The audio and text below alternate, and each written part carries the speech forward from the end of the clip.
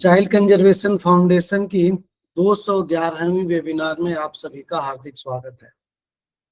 भिन्न भिन्न विषयों पर हम आपके समक्ष कुछ बातें रखते हैं, कुछ चर्चा करते हैं और हमारा प्रयास रहता है कि इसमें जो भी लोग काम कर रहे हैं बच्चों के क्षेत्र में, वे और अपने आप को अधिक समृद्धशाली बनाएं, जिससे कि हम बच्चों के क्षेत्र में और बेहतर काम कर सकें। इसी सिलसिले में आज हम, हालांकि ये डिमांड थी, हमारे एक स्पेशल बालक है राहुल, जो त्रिपुरा से जुड़ता है और उसने काफी पहले मेरे से डिमांड किया था कि सर इस बारे में कभी बात कराइएगा। फॉर्चुनेटली हमें आज मौका मिल रहा है, तो हम डिसेबिलिटी अवेयरनेस पे आज बात करने वाले हैं। किसी व्यक्ति के शारीरिक, मानसिक, ऐंद्रिक या बौद्धिक विकास में अगर कोई कमी हो तो उसको उसके प्रकार की दिव्यांगता, विकलांगता या डिसेबिलिटी के रूप में परिभाषित किया जा सकता है, कह सकते हैं। Right of person with disability act 2016 एक एक्ट भी बना है, जिसमें बहुत सारी बातें उनके अधिकारों के प्रति और समाज के कर्तव्यों के प्रति, उनके बारे में क्या लिखा जाना है, क्या बोला जाना है, उस बारे में भी बहुत सारी बातें क्लियर की गई हैं। वास्तव में विकलांगता क्या होती है या दिव्यांगता क्या होती है, कितने प्रकार की होती है और उनके जीवन में किस प्रकार के चैलेंजेस होते हैं। हम आम आदमी हम ये समझ भी नहीं पाते कि चुटकी बनाना हम किसको कहते हैं कि चुटकी बजाने जैसा काम है। एक डिसेबल व्यक्ति के लिए चुटकी बजाना सीखने में वर्षों लग जाते हैं। मैं एक संस्था से जुड़ा हुआ हूं, जब वो मुझे इस बात को बता रहे थे कि चिटकनी बंद करने में हमें 10 साल लग गए, क्योंकि उनकी दोनों उंगलियां आपस में मिलती नहीं है। कितनी बड़ी बात होती है, उनके जीवन में किस प्रकार के चैलेंजेस है, इस पर आज बातचीत करने के लिए जो हमारे डेजिग्नेटेड पैनल में जुड़ी हुई हैं, जो आज हमारा विषय है डिसेबिलिटी अवेयरनेस के ऊपर बात करने के लिए डॉक्टर मधुलिका मिश्रा जी जुड़ी हुई हैं। आप प्रिंसिपल हैं आशा स्कूल जबलपुर में, self motivated through professional experience as a coordinator. She exhibited exemplary enthusiasm, dedication, and drive towards foresting the cause of including education in army-run schools. She has played a vital role in setting up a state-of-art vocational training room at Asa School, Jabalpur. So I humbly request Dr. Madhulika Mishra Tripathi to kindly put her words on our topic, disability awareness. Over to you, ma'am. Madhulika ma'am. बहुत बहुत धन्यवाद sir. आज इस webinar के माध्यम से doctor Kripashankar Choubey जी से मेरा परिचय हुआ और मुझे अवसर मिला आप सबके सामने इस बात को रखने का, और यहाँ पे सम्मानित सभी सदस्यों को मैं अपना नमस्कार प्रेषित करती हूँ और आशा करती हूँ कि आज मैं जो यहाँ पे अपने विचार व्यक्त करने वाली हूँ, जो भी इस प्रेजेंटेशन के माध्यम से आप सबको जानकारी मिलेगी, उससे कहीं ना कहीं समाज में एक जागरूकता पैदा होगी। और उसका हम उद्देश्य ये रखना चाहते हैं कि डिसेबिलिटी जिस तरीके से बढ़ रही है समाज में, तो कहीं ना कहीं हम उसमें एक जो अर्ली इंटरवेंशन होता है वो कर सकें और उनको होने से पहले भी रोकने के लिए क्या हम कर सकते हैं, आज इस माध्यम से मैं आपको बताना चाहती हूँ। सर, मैं I please request to please share the presentation. Presentation please.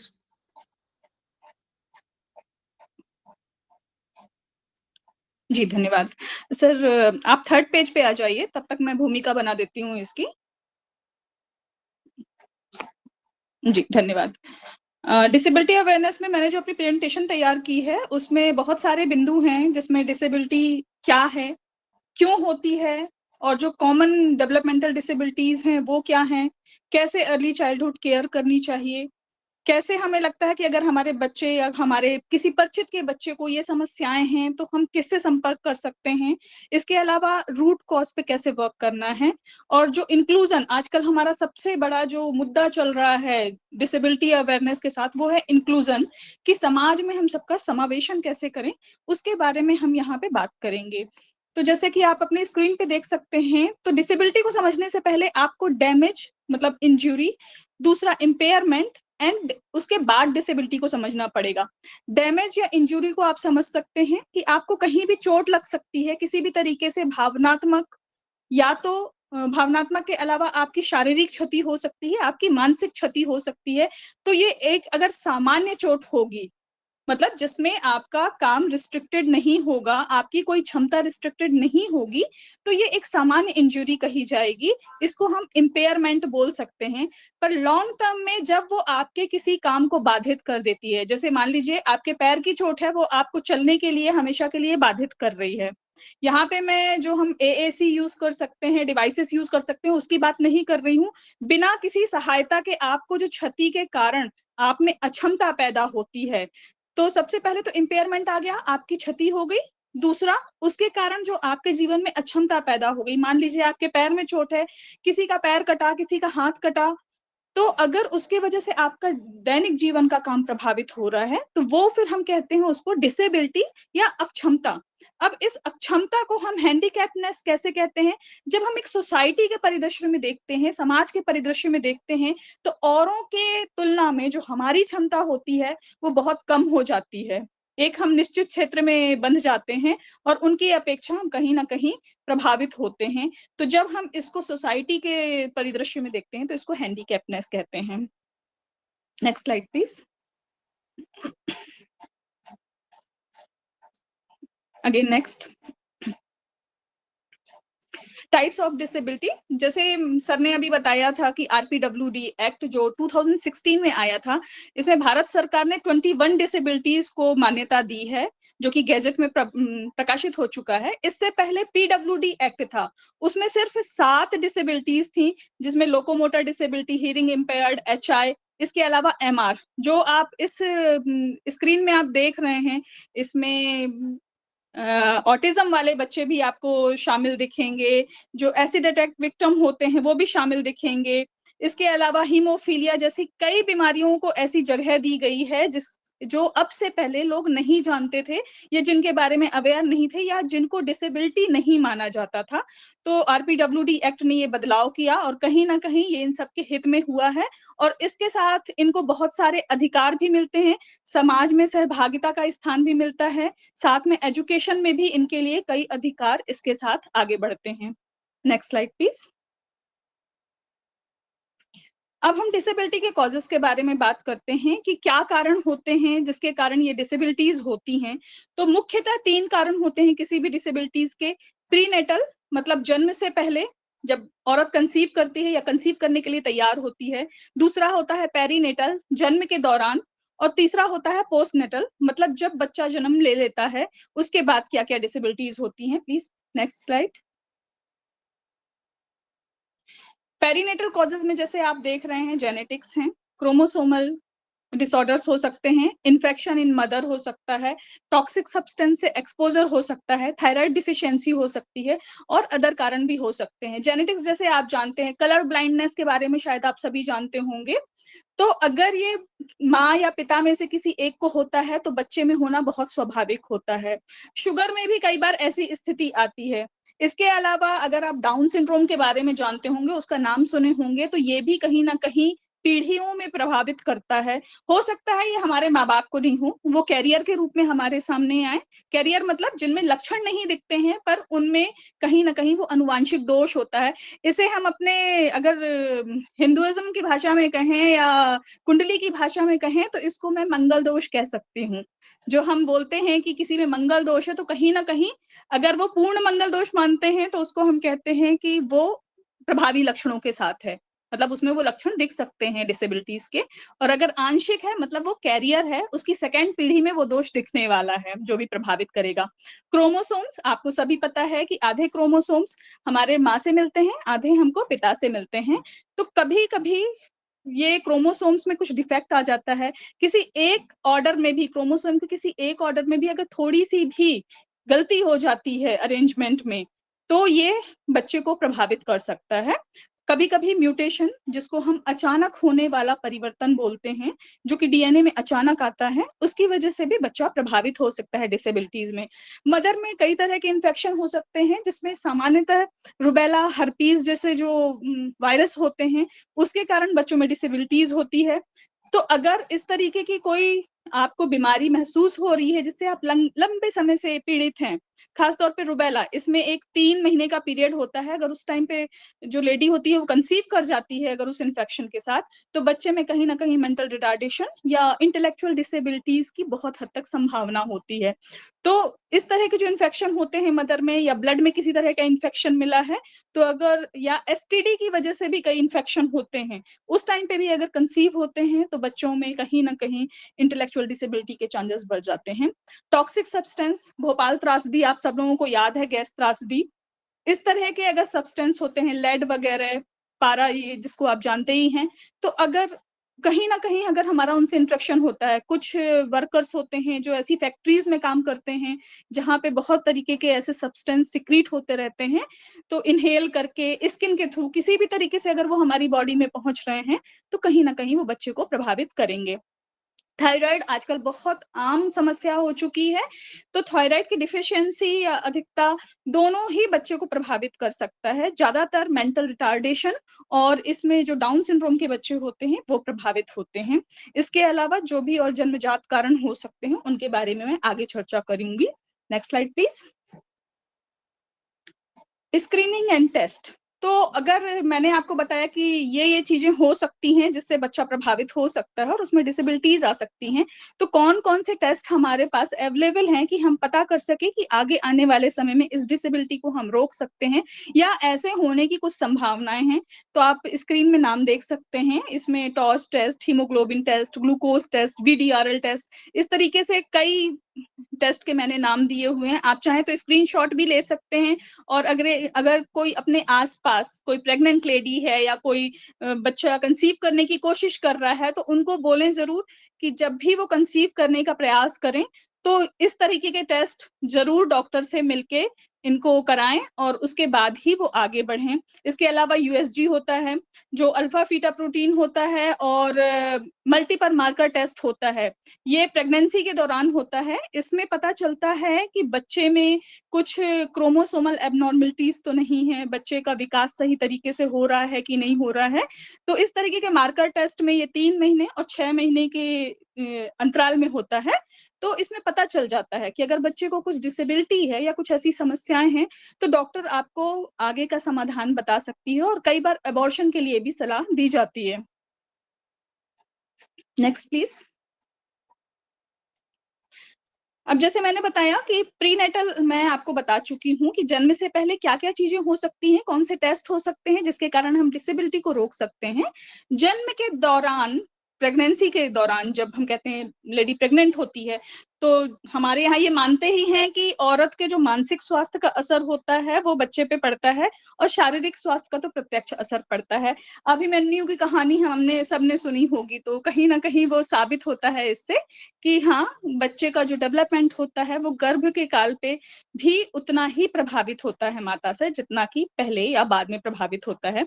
तो इस टाइम पे क्या करना चाहिए औरतों को कि उनका जो बच्चा हो वो स्वस्थ हो, किसी तरीके से मानसिक व्याधि या शारीरिक व्याधि से पीड़ित ना हो, तो फिजिकल वर्क बहुत ज़्यादा अवॉइड करना चाहिए। ये नहीं कहूँगी कि औरतों को काम ही नहीं करना चाहिए, पर ऐसे वर्क जिनमें उनके पेट में असर पड़े, जिसमें उनके गर्भ पे ज़्यादा ज़ोर पड़े, वो उनको नहीं करना चाहिए। एक्सीडेंट से बचना चाहिए, जल्दी में दौड़ना, कभी फिसल जाना, इस तरीके की जो चीज़ें होती हैं, वो कहीं न कहीं बच्चे को प्रभावित कर सकती हैं। तो इन तरीके की चीज़ों से बचना चाहिए। दूसरा, कोई भी ड्रग या मेडिसिन, सामान्यतः हमारे यहाँ भारतीय समाज में औरतों की आदत होती है कि वो कोई भी सर दर्द हुआ, वो डॉक्टर के पास नहीं जाएँगी, उनको थकान महसूस हो रही है, डॉक्टर के पास नहीं जाएँगी। क्या करेंगी, विटामिन बी की गोली लेके आएँगे वो मार्केट से और वो खा लेंगे या सर दर्द की सेरिडॉन या जो भी उनके पास अवेलेबल होगी या मंगा के घर से किसी से खा लेंगी वो।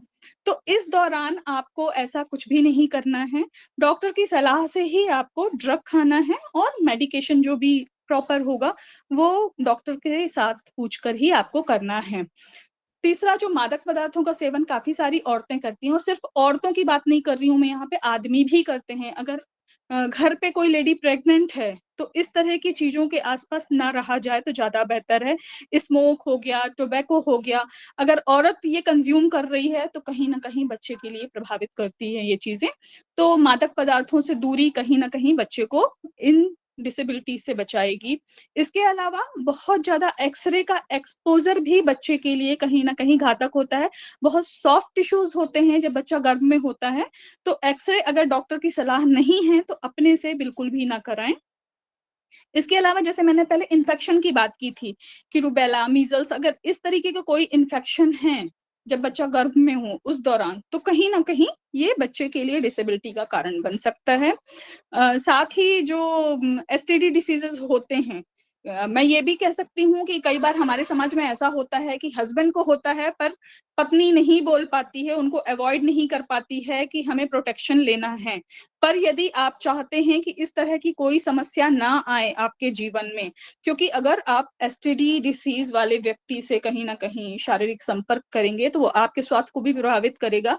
और एड्स के तो बहुत सारे मामले ऐसे हुए हैं जिनमें बच्चों को जन्म के साथ ही एड्स हो जाता है।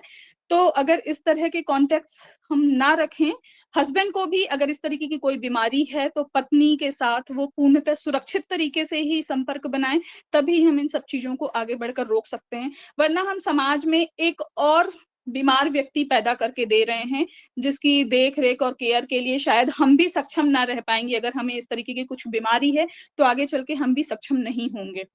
इसके अलावा लेड पॉइज़निंग के अगेंस्ट जो पॉइज़निंग होती है, जैसे मैंने अभी आपको बताया था भोपाल गैस त्रासदी, उसमें से काफ़ी पीढ़ियाँ अभी तक कई बच्चों में वहाँ के अस्थमा, दमा इस तरीके की शिकायतें मिलती हैं। और इसके अलावा मेंटल रिटार्डेशन, बोन्स से जुड़े हुए जो प्रॉब्लम हो रही थी, ये भी भोपाल में कई दशकों तक देखने को मिल रहे थे। तो ये सारी जो चीज़ें हैं, ये प्रेगनेंसी के दौरान बच्चे को प्रभावित करती हैं, तो बच्चे को बचाने के लिए इन सब चीज़ों का ध्यान रखना चाहिए। Next slide please.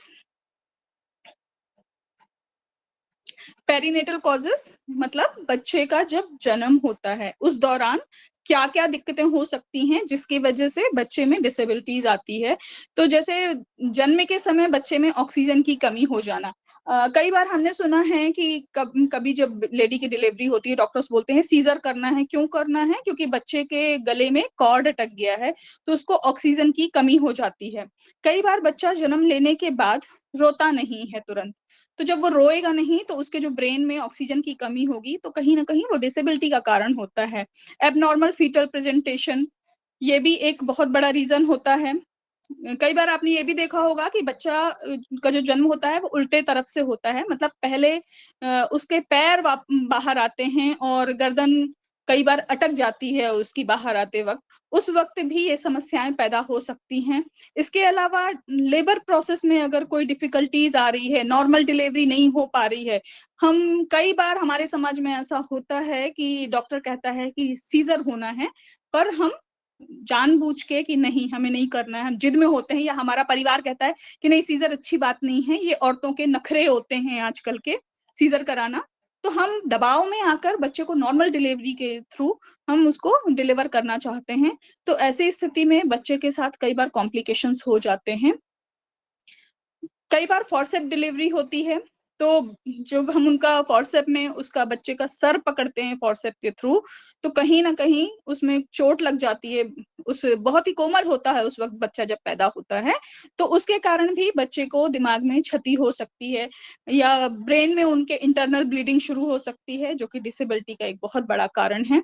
बच्चे का लो बर्थ वेट, अगर बच्चा 2.5 किलो से कम है, तो कहीं न कहीं ये एक आपके लिए रेड अलार्म है कि बच्चे को ऐसी कुछ दिक्कत हो सकती है। बच्चे में अगर ब्रीथिंग प्रॉब्लम है, जैसे कि मैंने कहा कि बच्चा जन्म के बाद तुरंत रो नहीं पा रहा है, साँस नहीं ले पा रहा है, तो बच्चे में ऑक्सीजन की कमी हुई। जब ब्रेन में ऑक्सीजन की कमी होगी, तो डिसेबिलिटी का एक बहुत बड़ा कारण, मेंटल रिटार्डेशन की एक बहुत बड़ी समस्या यहाँ से पैदा हो सकती है। इसके अलावा सीवियर जॉन्डिस, हालाँकि बच्चों में ये बहुत आम सी चीज़ है, जॉन्डिस होना, जन्म के तुरंत बाद कई बच्चों में हो जाता है। पर अगर सीवियर जॉन्डिस है, तो उसके लिए हमें प्रिकॉशन लेना चाहिए और बच्चे को डॉक्टर की सलाह से जो नियोनेटल आईसीयूज़ होते हैं, उनमें हमें एडमिट करा के उन्हें प्रॉपर इलाज देना चाहिए। इसके अलावा जैसे मैंने कहा सीवियर इन्फेक्शन, मैं इन्फेक्शन की बात पहले भी कर रही हूँ कि मदर का ड्यूरिंग प्रेगनेंसी, प्रेगनेंसी से पहले जो इन्फेक्शन हो रहे हैं, कहीं न कहीं वो बच्चे को प्रभावित कर रहे हैं और उससे बच्चे का मानसिक और शारीरिक स्वास्थ्य दोनों प्रभावित हो सकता है। Next slide please. ये जो आप स्क्रीन पे देख रहे हैं इसे बोला जाता है अपगार टेस्ट।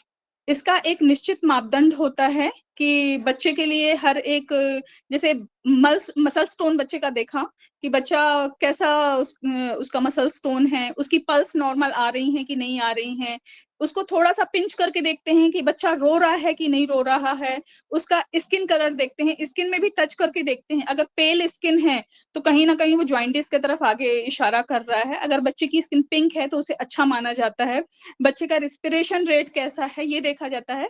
इन 5 पॉइंट में बच्चे को जज किया जाता है, इसे अपगारिस बोलते हैं। आप देख सकते हैं अपगार क्यों बोल रहे हैं, इनके जो इनिशियल्स हैं, उनके आधार पे इसका नाम रखा गया है। और हर एक पॉइंट का आप देख सकते हैं कि एब्सेंट है अगर ये सारी चीज़ें बच्चे में तो 0 है, अगर थोड़ा है, बीच का स्टेट है, तो 1 पॉइंट दे रहा है, अगर सबसे बेहतर है तो 2 पॉइंट दे रहा है। तो जो सीवियर बच्चे हो जाते हैं, जिनको समस्या हो सकती है, उनका 0 to 3 स्कोर आता है।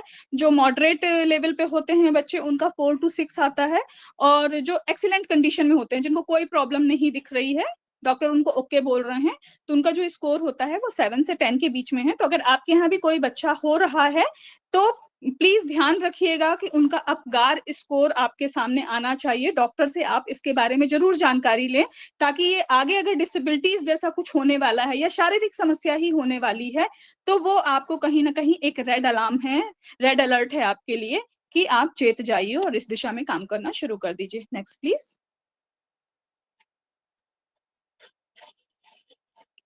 बर्थ के समय क्या-क्या केयर करनी चाहिए? जैसे मैंने जो आपको पेरीनेटल कॉजेज़ बताए थे, तो अगर उससे बचना है, बच्चे को बचाना है डिसेबिलिटीज़ से, तो क्या करना चाहिए?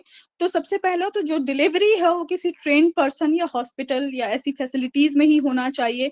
जैसे गाँव में सामान्यतः एक पहले होता था कि दाई आती थीं, हालाँकि आजकल तो दक्ष दाई होती हैं। मैं उनको ये नहीं कह रही हूँ कि उनके पास नॉलेज नहीं होता था, वो अनुभव से नॉलेज गेन करते थे।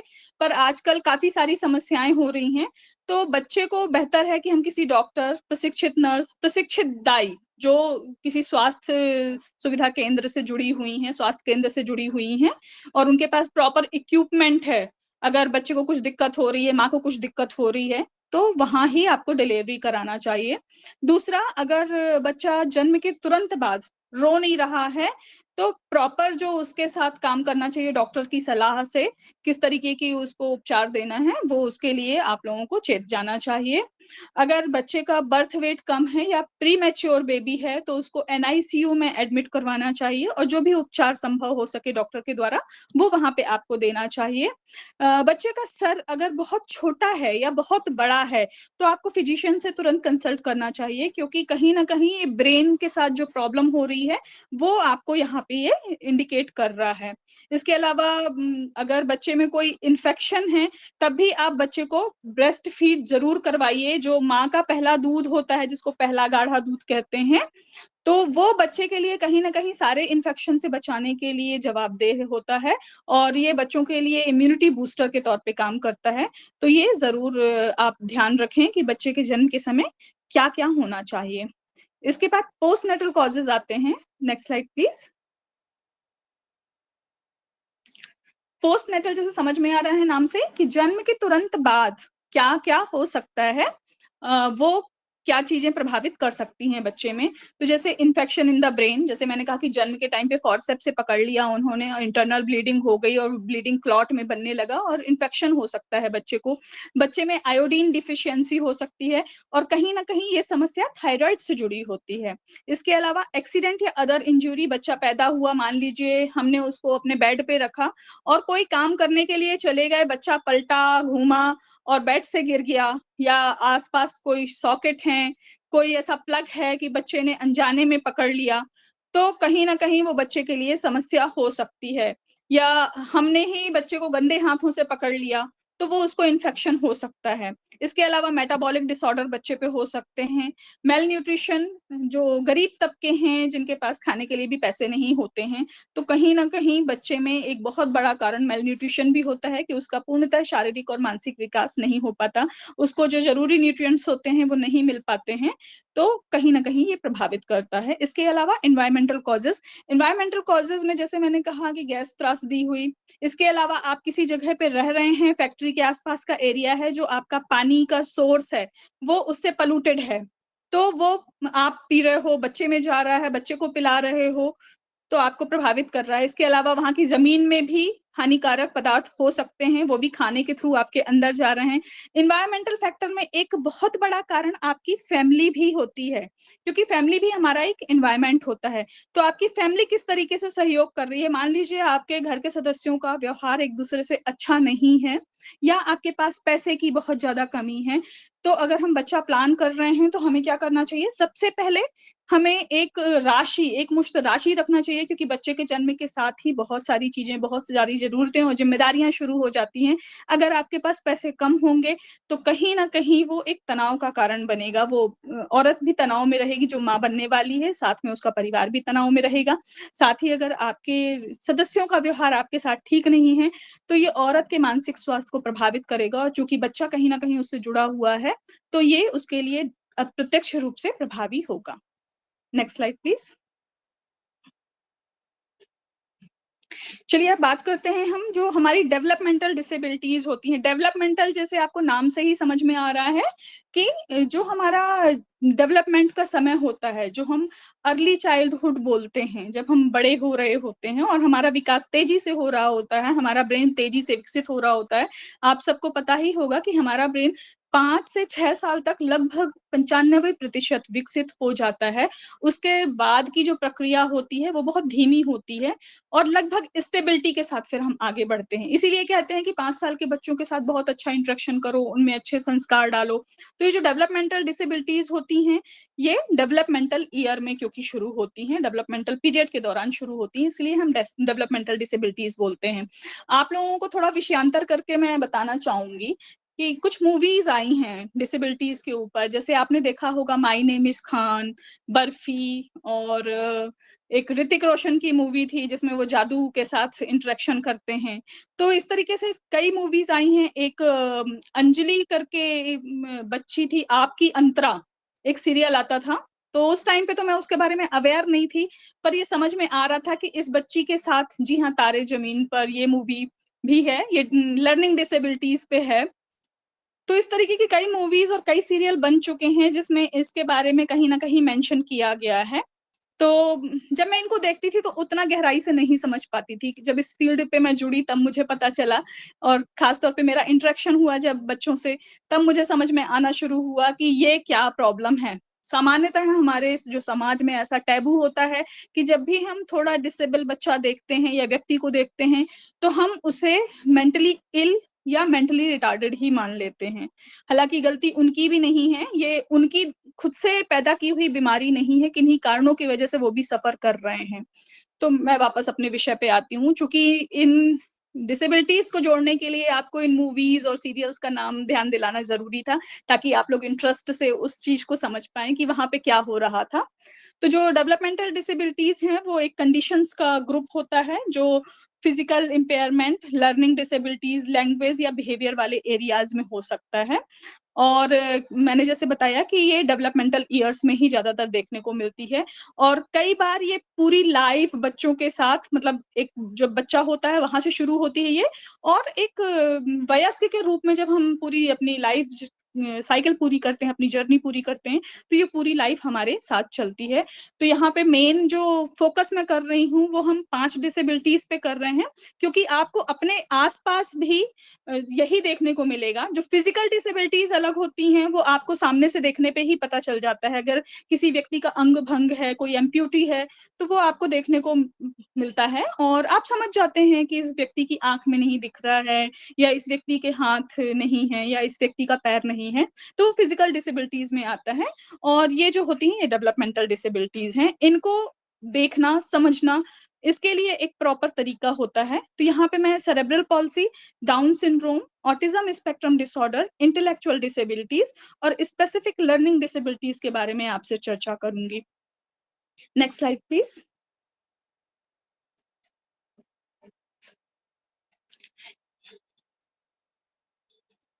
यहाँ पे आप देख रहे हैं कि सेरेब्रल पॉल्सी, सेरेब्रल मतलब हमारे ब्रेन का जो हिस्सा होता है, सेरिबेलम, उससे जुड़ा होता है।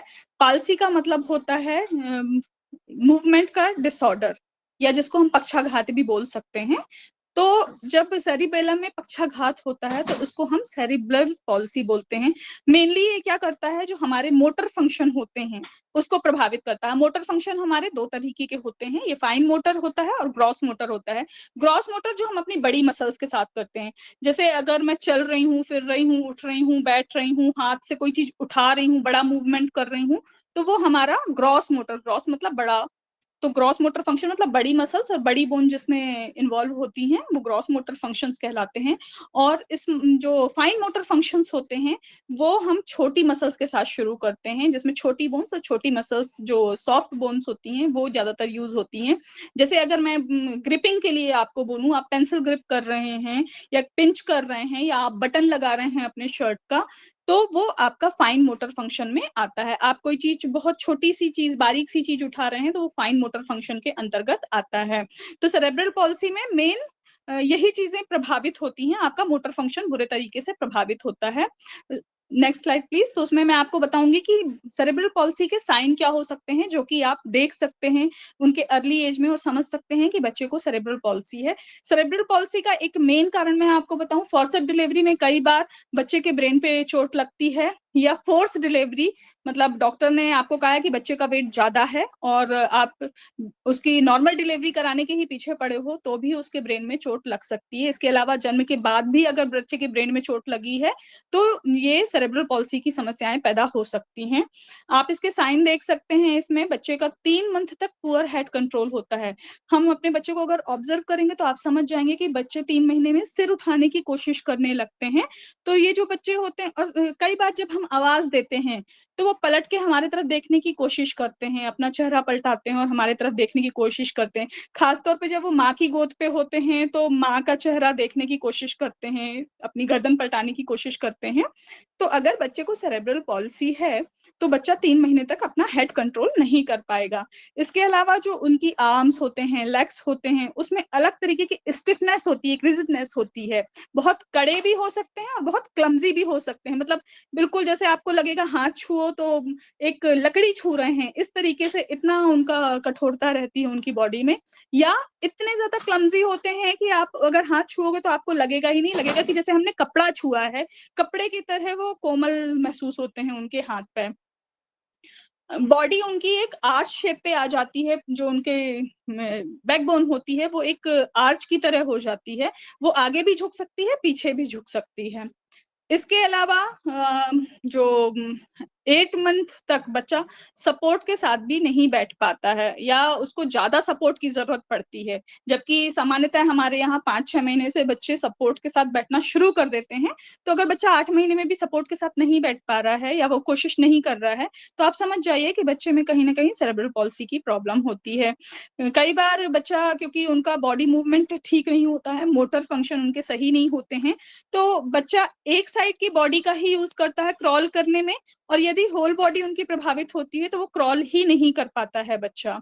इसके अलावा क्लेंच्ड हैंड होते हैं उनके 3 महीने के बाद, लेग सीजर की तरह हो जाता है, सीजर मतलब कैंची की तरह, तो इस तरीके से क्रॉस नहीं होता, वो थोड़ा सा मुड़ा रहता है, और जो घुटने के पास उनका होता है वो एक दूसरे से ज्यादा जुड़ा होता है। तो घुटने के पास ज्यादा जुड़ा और बाकी दोनों तरफ थोड़ा सा बाहर की तरफ होता है, तो वो सीजर की तरह स्ट्रक्चर दिखाई देता है। तो ये बच्चों में आपको समझ में आ जाएगा देख के किस बच्चे को सेरेब्रल पॉल्सी हो सकता है। इसके अलावा बच्चों में सीजर या फिट्स की भी समस्या हो सकती है।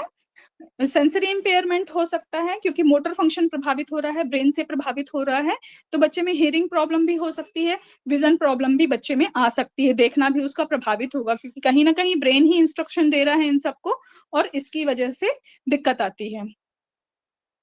इसके अलावा जो टंग मूवमेंट होती है वो भी इन बच्चों की प्रॉपर नहीं हो पाती है। तो कहीं ना कहीं ये सारे साइन जो होते हैं ये सेरेब्रल पॉल्सी के लिए इंडिकेट करते हैं। Next slide please. जैसे मैंने बताया कि बच्चे की पूरी बॉडी भी प्रभावित हो सकती है और कोई एक खास अंग भी हो सकता है, तो उसकी वजह से बच्चे में सेरेब्रल पॉल्सी की अलग अलग डिग्री होती है और उनके टाइप्स भी अलग अलग होते हैं।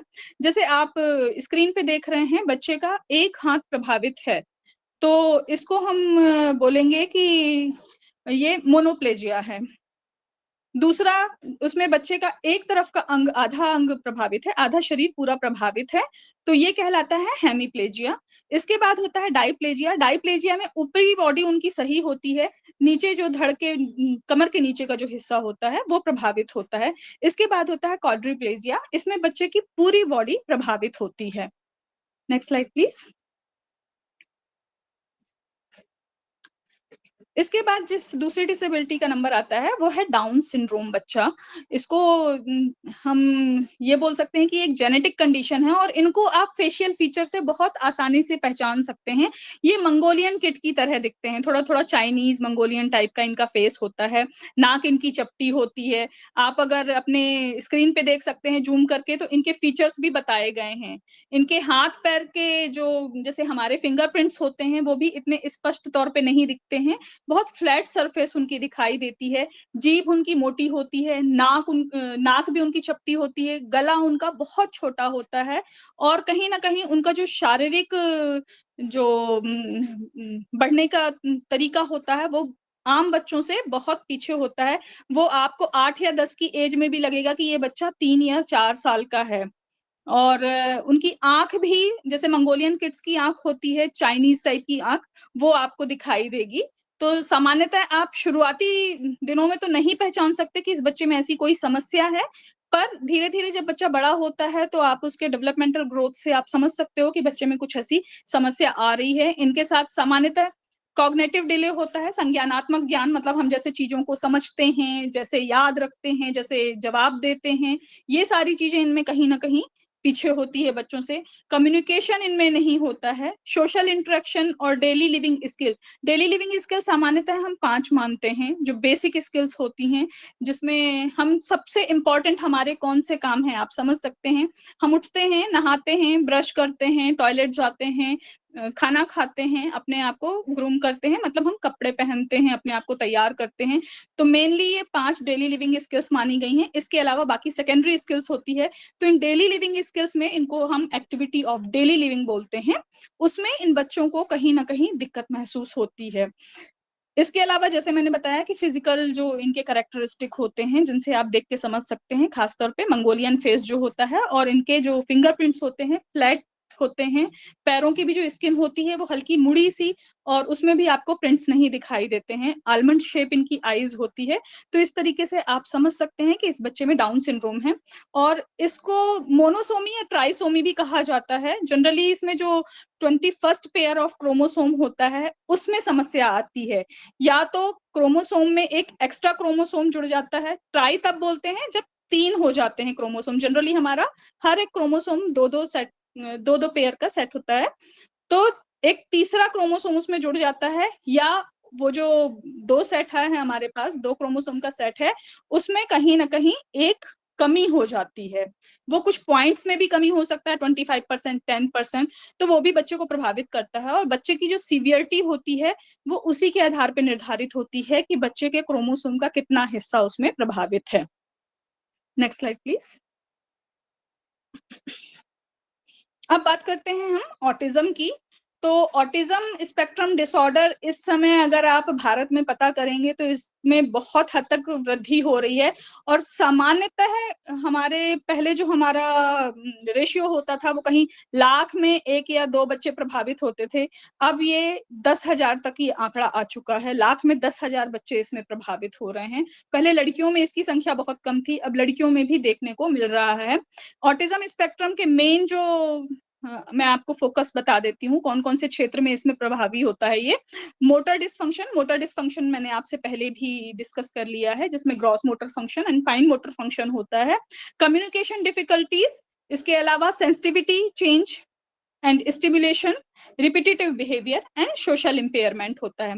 कम्युनिकेशन डिफिशियंसी या डिफिकल्टीज की बात करूं मैं, तो बच्चा आपसे आई कांटेक्ट नहीं करेगा, आप 10 बार उसका नाम लोगे तब भी वो आपकी तरफ ध्यान नहीं देगा।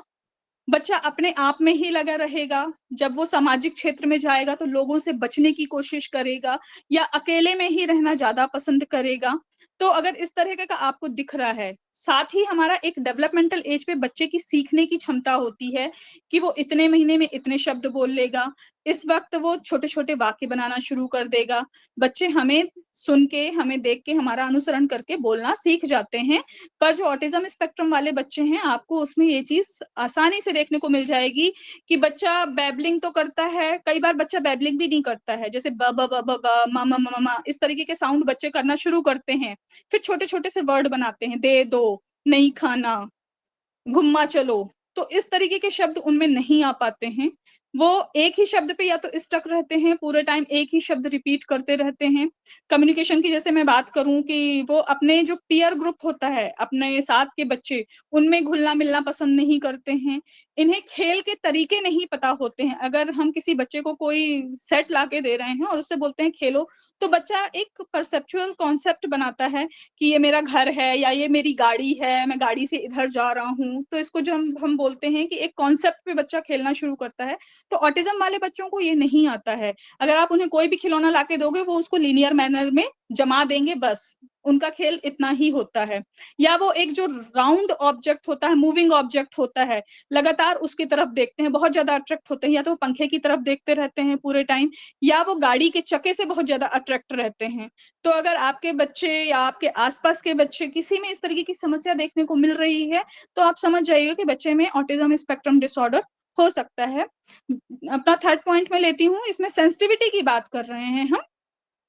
सेंसिटिविटी क्योंकि हमें पता है जो हमारे 5 सेंसेस हैं, ये हमारे ब्रेन के साथ जब रिस्पॉन्ड करते हैं, तभी हम किसी चीज़ के लिए जवाब दे सकते हैं, उसको रिस्पॉन्ड कर सकते हैं और ये जो प्रक्रिया होती है, ये सेकंड्स के भी 100वें क्षण से जल्दी होती है, तो हमें पता नहीं चलता कि ये कितने जल्दी आ रहा है या हम सोचते नहीं हैं उसके बारे में कि ब्रेन हमें रिस्पॉन्स कर रहा है और हम इस चीज़ को बोल रहे हैं। 5 सेंसेस आप सभी को मालूम है, हमारा आँख, हमारा नाक, हमारा स्वाद इंद्री, हमारा कान और हमारा टच सेंस जो होता है स्किन के थ्रू होता है। इसके अलावा एक होता है प्रोप्रियोसेप्शन सेंसिटिविटी और एक होता है इंट्रासेप्शन एक्टिविटीज। 5 सेंसेस का नॉलेज आप सबको है, मुझे बताने की जरूरत नहीं है। अगर किसी को जानना है तो प्लीज मैसेज कर दें, मैं उसको भी डिफाइन कर दूंगी। प्रोप्रियोसेप्शन और इंट्रासेप्शन पे आती हूँ। प्रोप्रियोसेप्शन हम बोलते हैं हमारा आउटर एनवायरनमेंट की तरफ हमारी क्या अवेयरनेस है। जैसे मान लीजिए आप रोड क्रॉस कर रहे हैं, तो एक गाड़ी आ रही है सामने से, आपको कैसे पता होता है कि आप उस गाड़ी के आने से पहले रोड क्रॉस कर जाएँगे, वो आपको हिट नहीं करेगी। ये क्या है? प्रोप्रियोसेप्शन। आप अपने एनवायरनमेंट के लिए कैसे जागरूक हो, कैसे रिस्पॉन्ड कर रहे हो। अगर आपको एक ग्लास उठाना है या कोई सामान उठाना है, तो आपको उसमें कितना बल लगाना पड़ेगा अपने हाथ का। मान लीजिए काँच का ग्लास है और बहुत नाजुक काँच है, बहुत मतलब डेलिकेट टाइप का है। तो आप उसको अगर ज़्यादा तेज़ से दबाओगे तो वो टूट जाएगा और अगर उसको धीरे से पकड़ोगे बहुत ज़्यादा तो वो नीचे गिर जाएगा। दोनों तरीके से उसको टूटना है। तो ये आपका ब्रेन आपको प्रोप्रियोसेप्शन एक्टिविटीज़ में रिस्पॉन्ड करता है कि किस तरीके से आप उसमें बल आरोपित करोगे, तो ये प्रोप्रियोसेप्शन होता है। दूसरा होता है इंटरसेप्शन। इंटरसेप्शन मतलब अपनी इंटरनल बॉडी के लिए हम कितने अवेयर हैं। जैसे हमें कहीं दर्द हो रहा है, हम कहीं अनईज़ी फ़ील कर रहे हैं, तो हमारे लिए ये बहुत आसान होता है कि मैं बता दूँगी कि मुझे सर में दर्द हो रहा है या मेरे पेट में दर्द हो रहा है या मेरे हाथ में कोई तकलीफ है या मुझे पीठ में दर्द हो रहा है, ये मैं बहुत आसानी से बता सकती हूँ। पर जो ऑटिज़्म वाले बच्चे होते हैं, ऑटिज़्म स्पेक्ट्रम डिसऑर्डर, उनकी जो सेंसिटिविटी होती है दर्द के प्रति, वो उन्हें दर्द तो महसूस होता है, पर वो बता नहीं सकते कि वो दर्द उनके लिए क्या है या कहाँ वो महसूस कर रहे हैं उस दर्द को।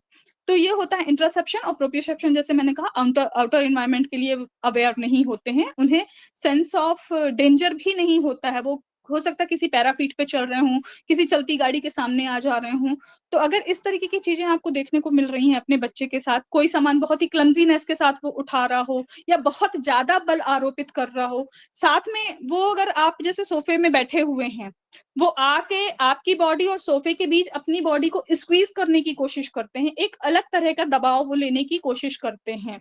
उनको लगता है आप उनको तेज़ी से पकड़ लो, उनकी बॉडी पे एक अलग से प्रेशर डालो। तो इस तरीके से जो ऑटिज़्म वाले बच्चे होते हैं, इनमें ये चीज़ें देखने को मिलती हैं।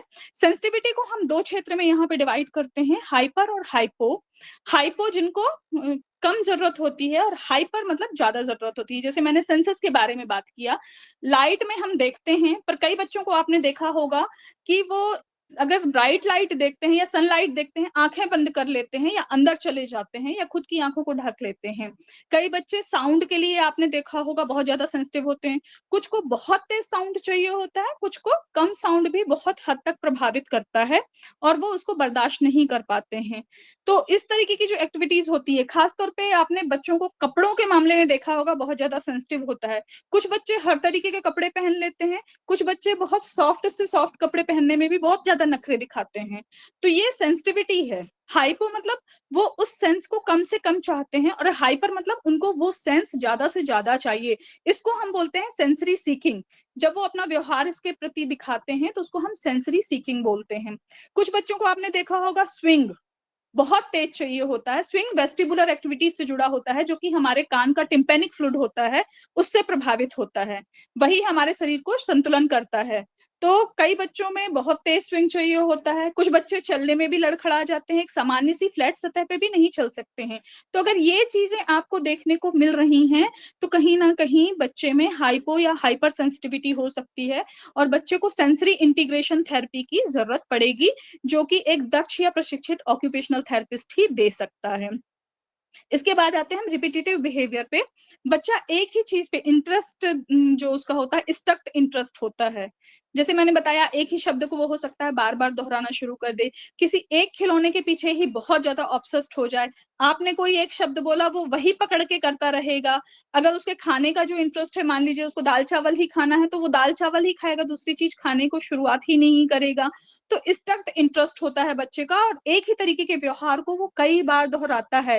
हो सकता है वो आपसे, अगर आपने कहा कि बाजार चल रहा है और बच्चा वर्बल हो गया है, आपका बोलना सीख गया है, तो बच्चा बाजार चलना है, बाजार चलना है, बाजार चलना है, बाजार चलना है, उसी शब्द के पीछे पड़ा रहेगा। भले चाहे आप उसको बाजार से वापस भी ले आओगे जाके, तब भी वो उसी शब्द को दोहराता रहेगा। तो इस तरीके से वो व्यवहार की बार बार पुनरावृत्ति करते हैं। इसके अलावा मैंने बताया था, सोशल इंपेयरमेंट होता है बच्चों में।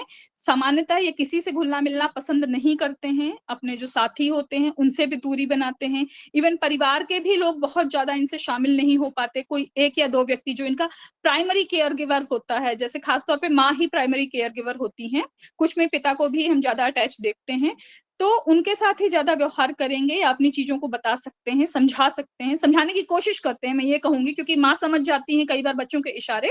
तो सिर्फ प्राइमरी केयर गिवर से ही वो इंटरेक्शन करना पसंद करते हैं, बाहर किसी से नहीं करना चाहते हैं। तो लोगों से नजरें बचाना, कोई उनसे पूछ रहा है तो बात नहीं करना, सिर झुका के खड़े रहना, अकेली जगहों पे रहना, ये ऑटिज्म स्पेक्ट्रम डिसऑर्डर के लक्षण हैं। तो इनको आप मार्क कर लीजिए, और अगर कोई ऐसा व्यक्ति दिखता है, कोई बच्चा ऐसा दिखता है, खासतौर पे डेवलपमेंटल ईयर पे, क्योंकि यहाँ पे सबसे ज्यादा महत्वपूर्ण है कि बच्चे में जैसे ही लक्षण दिखते हैं, हम उसके खिलाफ कार्यवाही करना शुरू कर दें।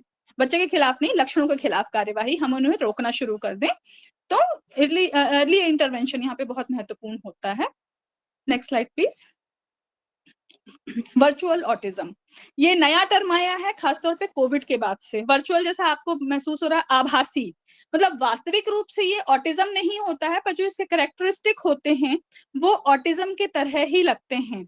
अभी जैसे हमारा जो कोविड का टाइम रहा, हम लगभग 2 से 3 साल हम सभी ऑनलाइन ही अपनी एक्टिविटीज करते थे, पढ़ाई ऑनलाइन हो रहा था, हमारा काम ऑनलाइन हो रहा था, हमारी हर चीज ऑनलाइन ही हो रही थी। तो बच्चों को भी हमने क्या किया, मम्मा पापा काम कर रहे हैं, बच्चों को भी हमने टैबलेट पकड़ा दिया, बच्चों को टीवी दे दिया, मोबाइल दे दिया, बच्चे उसके साथ ही अपना इंटरेक्शन करने लग गए। उनका जो एक समूह में घूमना फिरना होता था, फिजिकल एक्टिविटीज होती थी, बातें होती थी एक दूसरे से, वो कहीं ना कहीं प्रभावित होने लगी और रुकने लगी। तो ऑटिज्म जैसे कैरेक्टरिस्टिक, जैसे ध्यान न देना, रिस्पॉन्ड न करना चीजों को, बातचीत करने में धीरे धीरे कम होते जाना, ये सारी चीजें वहां पे दिखने लग गई। सोशल प्रॉब्लम आने लग गई, लोगों से मिलना जुलना हम नहीं पसंद करते थे, हमारा वर्बल कम्युनिकेशन बहुत कम हो गया था। तो जो उस दौरान बच्चे पैदा भी हुए हैं, तो उनमें आप ज्यादातर में स्पीच प्रॉब्लम देखोगे, वो बात नहीं कर पाते हैं या डिले हो रहे हैं बात करने में, स्पीच माइलस्टोन जो अचीव करने में काफी डिले हो रहे हैं। तो इस तरीके की समस्या वर्चुअल ऑटिज्म कहलाता है। और वर्चुअल ऑटिज्म सिर्फ छोटों में नहीं, बड़े लोगों में भी देखने को मिल रहा है। हमने इतना आजकल अपने आप को मोबाइल में व्यस्त कर लिया है कि जब कोई हमें कुछ कहता है तो हमें ध्यान ही नहीं रहता है कि कोई हमसे बात भी कर रहा है।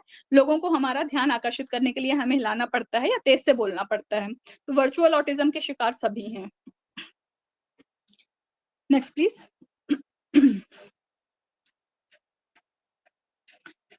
ये मोस्ट कॉमन साइन है इंटेलेक्चुअल डिसेबिलिटी वाले किड में। पहले हम जिनको मेंटल रिटार्डेड बोलते थे, अब उनके लिए इंटेलेक्चुअल डिसेबिलिटी शब्द आ चुका है, क्योंकि मेंटल रिटार्डेशन में जो आईक्यू होता है वो आगे पीछे नहीं होता है, एक ही स्तर पे रहता है। पर अब इंटेलेक्चुअल डिसेबिलिटी में जब हम बात करते हैं तो इसमें ऑटिज्म स्पेक्ट्रम डिसऑर्डर, ADHD, ये सारे इसमें शामिल हो चुके हैं।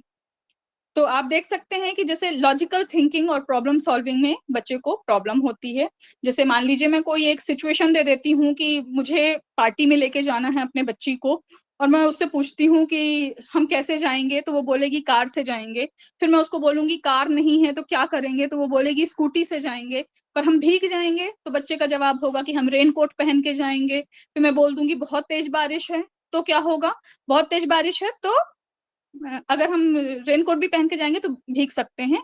तो बच्चा ये बोल सकता है कि हम नहीं चलेंगे। तो ये एक तरीके की प्रॉब्लम सॉल्विंग कंडीशन है, और इसके साथ ही एक क्रिटिकल थिंकिंग है कि एक सिचुएशन में हम क्या कर सकते हैं। तो जो इंटेलेक्चुअल डिसेबिलिटी के बच्चे हैं वो इस तरह की समस्याओं से जूझते हैं। अगर आप उन्हें कोई सिचुएशन देते हो जिसमें उन्हें सोचना होता है, प्रॉब्लम सॉल्व करना होता है, वो नहीं कर पाते हैं। 1 सेकंड का वक्त लूंगी।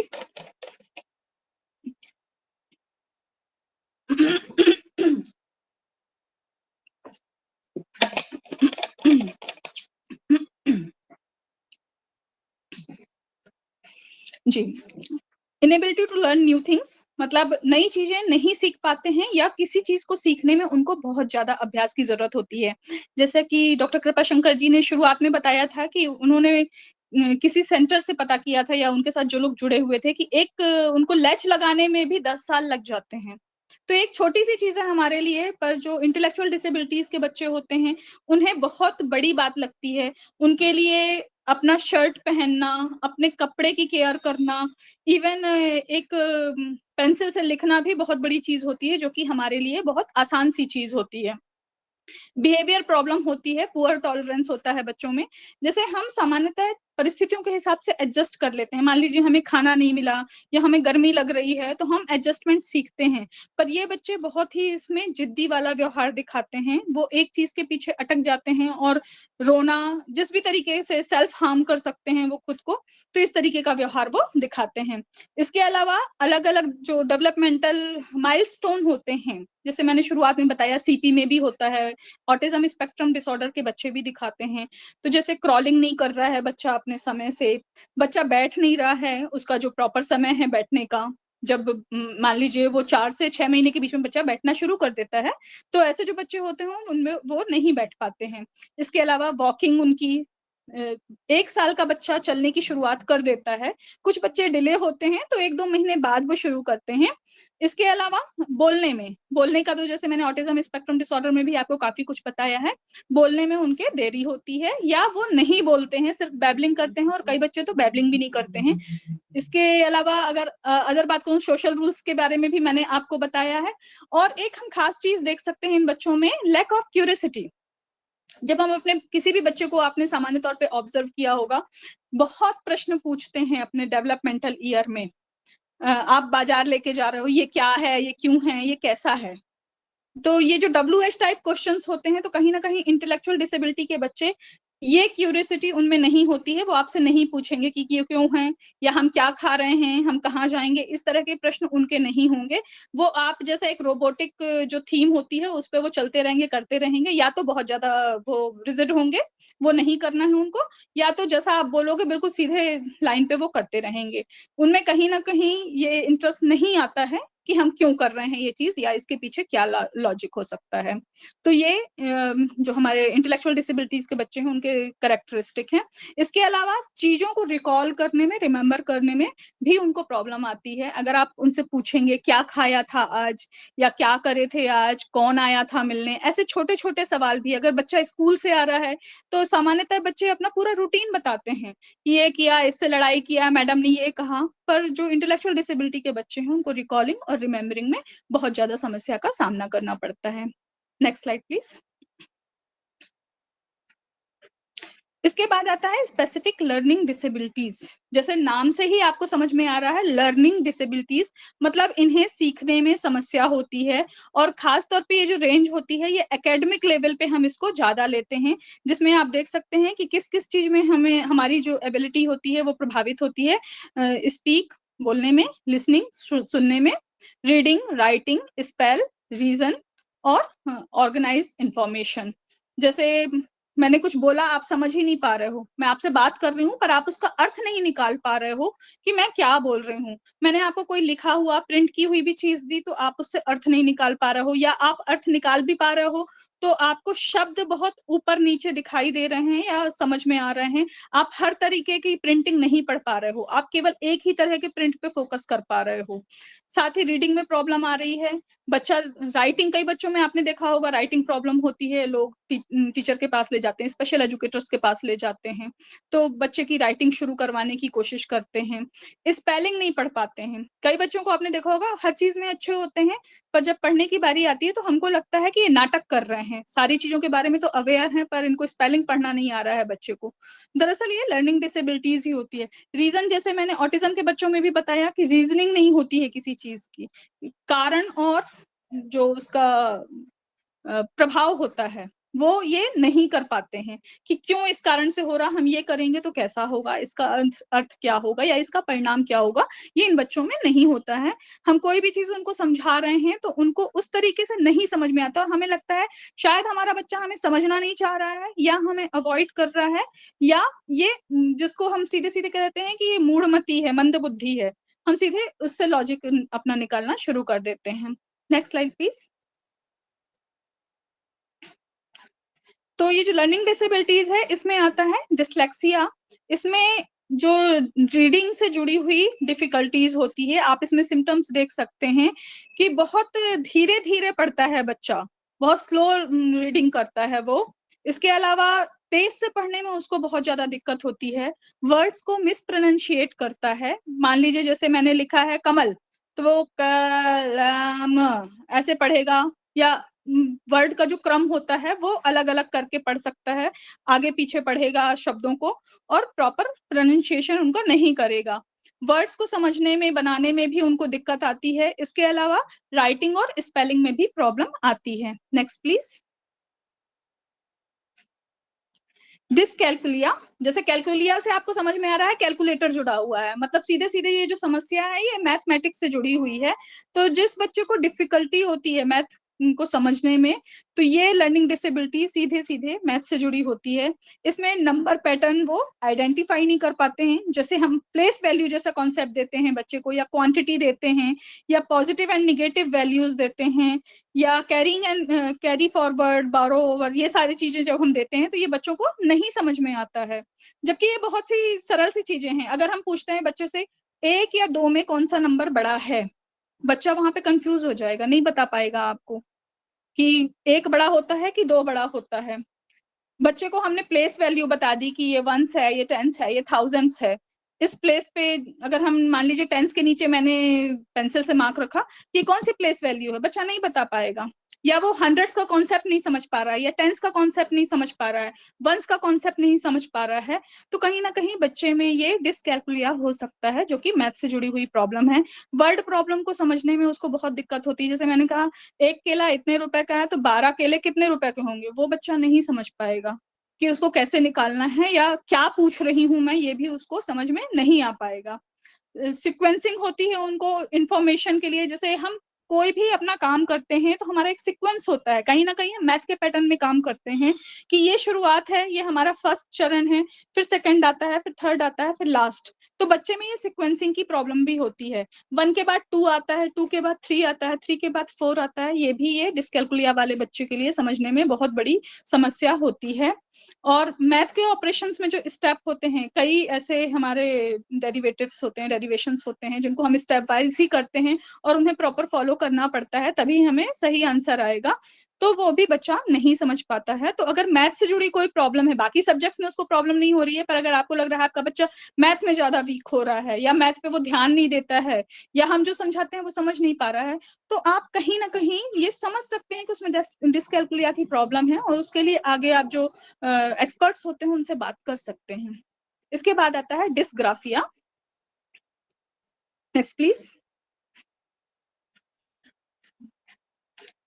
जैसे ग्राफ से आपको क्या समझ में आ रहा है? लिखना। ग्राफ हम बनाते हैं, हाथ से बनाते हैं। तो डिस्ग्राफिया मतलब जिसमें स्पेसिफिक प्रॉब्लम राइटिंग से जुड़ी होती है, वो डिस्ग्राफिया कहलाता है। इसमें जो ग्रिपिंग होती है बच्चे की, वो आपको बहुत अलग देखने को मिलेगी। कई जो हमारा होता है जनरली, वो ये ट्राइपॉड ग्रिपिंग होती है। हम ऐसे बीच में पेंसिल रख के 3 उंगलियों की सहायता से ग्रिप करते हैं पेंसिल। बच्चा इस तरीके से ग्रिप नहीं करता है, या तो वो इस तरीके से पकड़ेगा जैसे चाकू मारने के लिए आ रहा हो, या तो अलग तरीके से उंगलियों के मूवमेंट्स करके पकड़ना शुरू करता है। हाथ उसका बहुत ज्यादा टाइट हो सकता है पकड़ने के लिए, पेंसिल पकड़ने के लिए, बाकी चीजों को पकड़ने के लिए। और बच्चे में जो सेंटेंस और मार्जिन को एक हमारा कॉन्सेप्ट होता है कि हमें थोड़ा सा इधर छोड़ना है, थोड़ा सा इधर छोड़ना है, थोड़ा सा ऊपर छोड़ना है। तो जो मार्जिन का जो कॉन्सेप्ट होता है वो बच्चे में नहीं होता है। बहुत बार वो लिखेगा, काटेगा और उसको मिटाने की कोशिश करता है, बार बार इरेज करता है चीजों को। वर्ड के बीच में प्रॉपर स्पेसिंग नहीं आती। हमें पता होता है कि अगर कितना हमको स्पेस करना है 2 वर्ड्स के बीच में कि वो एक दूसरे से अलग दिखें और हम उसको पढ़ पाए, तो बच्चे को वो भी नहीं समझ पाता। स्पेलिंग भी मधुलिका मैम, थोड़ा समय हमारा 5 बजे तक ही था। अगर अच्छा, जरूरत पड़ेगी तो हम इसको नेक्स्ट वीक कंटिन्यू कर लेंगे। तो एक 5-7 मिनट में बाइंड अप करें, क्वेश्चन आंसर राइट लेते हैं। Will continue next week also. Right sir. Sir बस एक ही स्लाइड को मैं यहाँ पे लाना चाहूंगी। अर्ली इंटरवेंशन स्लाइड पे आ जाइए please. Early intervention slide number 28। जी, तो अगर हमें लग रहा है कि हमारे बच्चे में कुछ प्रॉब्लम है, तो जैसे मैंने कहा अर्ली इंटरवेंशन मतलब पूर्व हस्तक्षेप। जितना जल्दी हो सके हम समस्याओं को रोकने के लिए बच्चे के साथ हस्तक्षेप कर सकते हैं।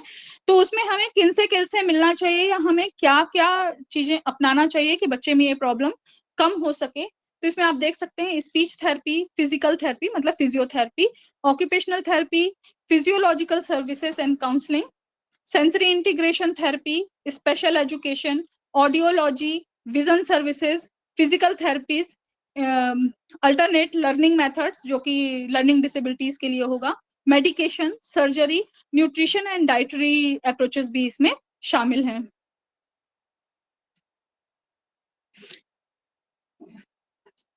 इसके बाद सर अगर मैं ये कहूं कि अगर हम इन सब चीजों को डिनाई करते हैं, कई लोग डिनाइल मोड पे होते हैं कि नहीं हमारे बच्चे के साथ कोई प्रॉब्लम नहीं आ रही है, हमारा बच्चा ठीक हो जाएगा। और सामान्यतः हमारे समाज में ऐसा होता है, बच्चे को अगर बच्चा बोल नहीं रहा है 3 या 4 साल तक, तो हमारे यहाँ बोला जाता है अच्छा इसके पापा भी देर से बोले थे, इसके दादू भी देर से बोले थे, या इसका चाचा भी देर से बोलेगा, सब ठीक है, ऐसी कोई प्रॉब्लम नहीं है।